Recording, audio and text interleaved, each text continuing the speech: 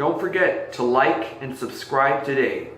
And also, in the description box, I will leave links to all the information from this video and much, much more in the description box below, and I'll also post it in the comment section below. So look out for that. So please hit that like button. Let's make this video go viral.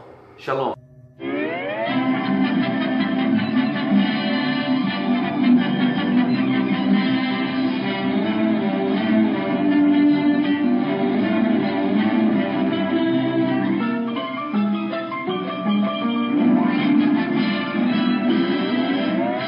The easiest way to debunk this fake movement claiming to be us is with Deuteronomy chapter 32 verses 26 through 27.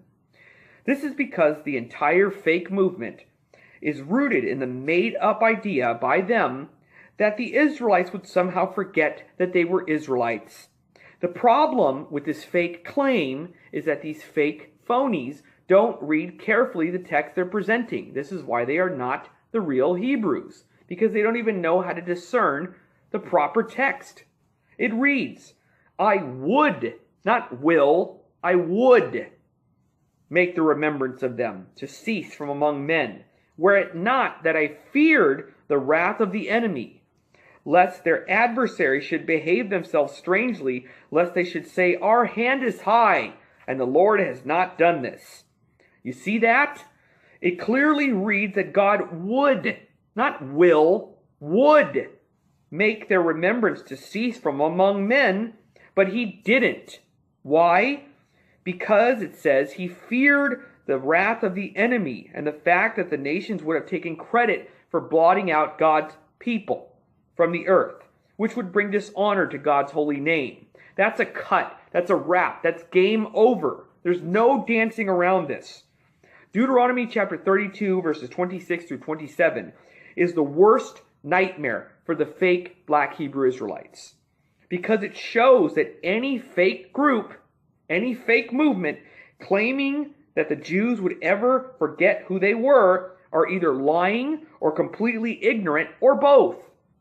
It clearly says that wouldn't happen and even tells you why it wouldn't happen.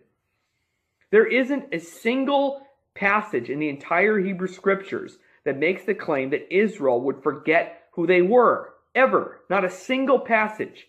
But, as I mentioned in many of my videos, I've made many videos debunking them. That's why it's getting boring. I've made and shown that God says over and over that there would always be a righteous remnant, and there always has been. Us, the real Israelites, an unbroken chain of family line going back to Moses at Mount Sinai. They can't provide that proof. We can. Nothing supports them.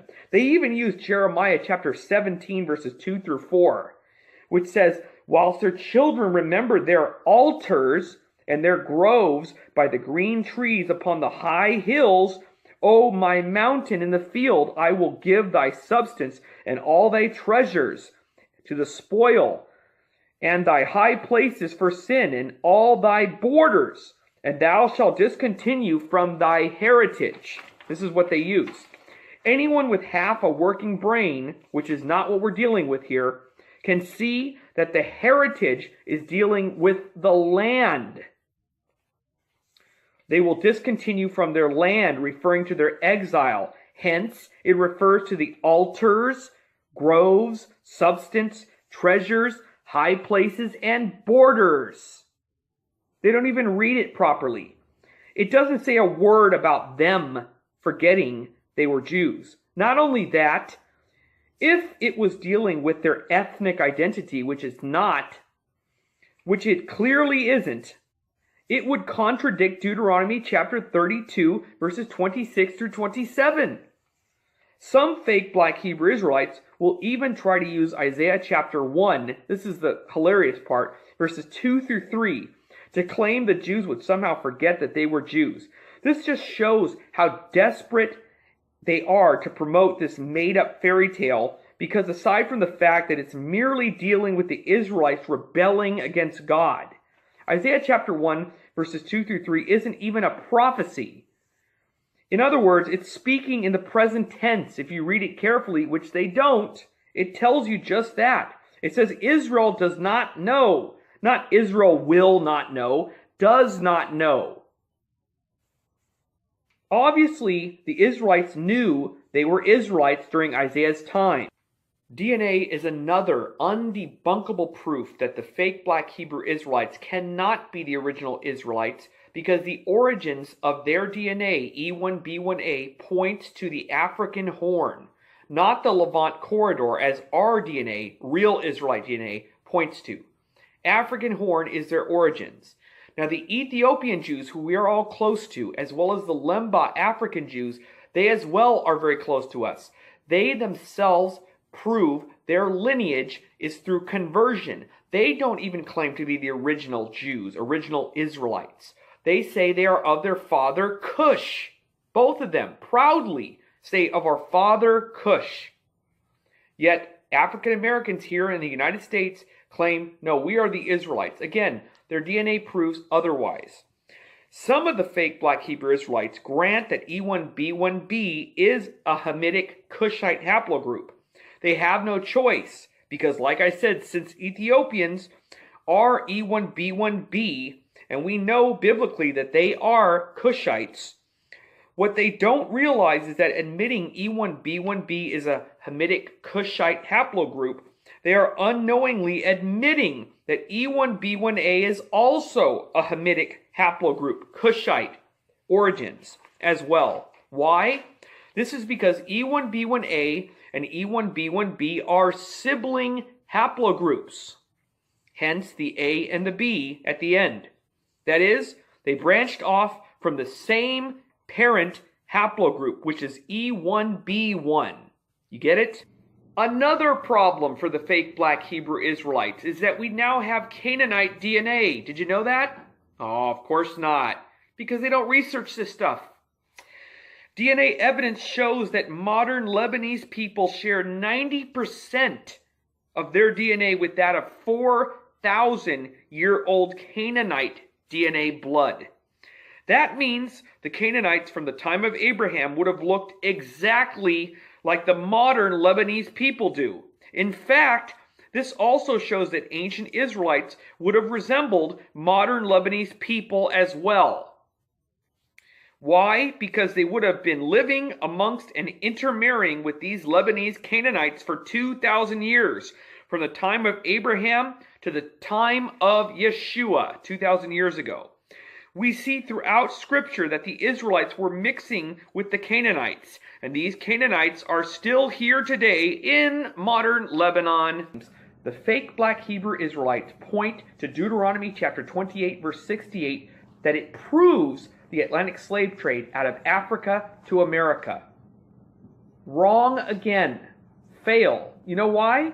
They forgot to read verse 52, which specifically says that all of these things, this destruction, would happen in the land that I promised your forefathers. What land is that? We all know it's Israel, not Africa. So again, fail. They ask, well then when were you guys ever in slave ships to Egypt? And I'll tell you, as I said in many of my videos, in the year 70 AD, this is well documented. The fact that they don't even know this history shows once again that they are the fake black Hebrew Israelite cult on YouTube that are not the real thing, or they would know this. Another fact, not only do we fulfill this in the year 70 AD, we, the Jews, to literal Egypt, also, this was fulfilled, all the curses were fulfilled in biblical times in the exile to Assyria and Babylon. This is well documented in Scripture. Again, they don't study Scripture. They don't know Scripture. So they fail on every single thing that they claim. Next, they try to point to the Ethiopian Jews. I know the Ethiopian Jews. We all know the Ethiopian Jews and the Lemba Jews, and they don't even claim to be the originals. Yet you do. And you are in no way credible like they are. And they don't claim to be the originals. The Samaritan Israelites have never left Israel. They were there when we left Israel, and they saw when we came back. They know who left and who came back. And I'm close to them too. We know each other. So the Samaritan Israelites also debunked your fake phony claims with your fake claim as well about the president of Egypt, which I debunked myself, and I will leave the link to show that the president of Egypt never made this claim. It's fake. Their whole list of claims are fake. Everything they post is fake. So it's no surprise that they would make the bogus claim that the president of Egypt says they left black and they came back white. He said that that was not true. And I have the claim right here. Look in the description box, you'll see. I saved the best part for last. The fake black Hebrew Israelites always say, over and over again, that white on the skin or leprosy is a curse. The curse is to have white skin. Really? Well, I saved this for last just for you who's listening. Let's take a look at the Torah in Leviticus chapter 13, verses 13 through 17. Let's see what the Torah says about your fake claim. Another one. Let's go. Verse 13. If the priest sees that a disease has covered the whole body, he shall pronounce the affected person clean. He is clean. For he has turned all white. But as soon as the undiscolored flesh appears in it, he shall be unclean. When the priest sees the undiscolored flesh, he shall pronounce him unclean. The undiscolored flesh is unclean. It is leprosy. But if the undiscolored flesh again turns white, he shall come to the priest, and the priest shall examine him. If the infection has turned white, the priest shall pronounce the affected person clean. He is clean. How do you like them apples? So there you have it. Need I say more? And I'm going to put a link in the description box to a full presentation I did a while back debunking each and every other claim that they make. So look for that in the description box and the comment section. And don't forget to hit that like button so this can go out and share with other people. Shalom, everyone.